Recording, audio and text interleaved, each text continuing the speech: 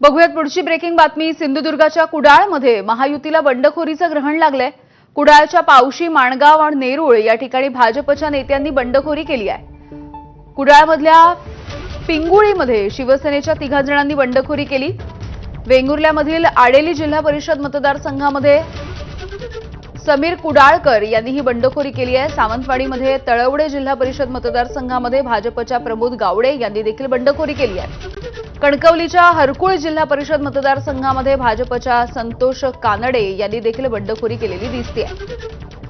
सदाशिव लाड आमचे प्रतिनिधी आपल्याला माहिती देत आहेत। सदाशिव, खरं तर निवडणुका 5 तारखेला येऊन ठेपल्यात आणि त्याआधी ही एक मोठी बंडखोरी महायुतीमधल्या नेत्यांची।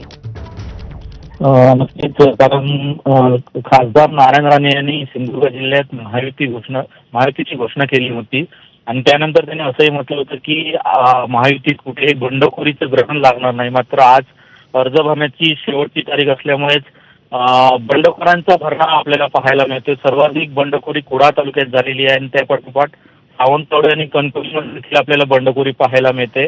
आता ही बंडखोरी राणे रोखणार कसं हे पाहावं लागणार आहे, कारण स्वतः राणेंनी जिल्हा परिषद आणि पंचायत समितीच्या निवडणुकीत युतीसाठी मैदानात उतरले होते आणि त्यांनी युती देखील जाहीर केली होती। मात्र त्यांचेच अनेक कार्यकर्ते जे आहेत ते बंडखोरी करतायत आणि बंडखोरी रोखण्याचं एक मोठं आव्हान जे आहे ते राणेंसमोर असणार आहे।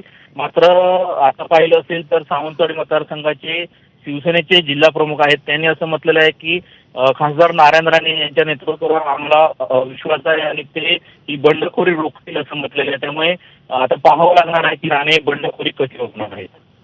अगदी, त्यामुळे हे एक बंडखोरी रोखण्याचं मोठं आव्हान नारायण राणे यांच्या समोर असेल। धन्यवाद सदाशिव माहितीसाठी। पुन्हा एकदा बातम्यांचा वेगवान आढावा। मुंबई सेंट्रल, ताडदेव, नागपाडा या ठिकाणी जोडणाऱ्या बेलासिस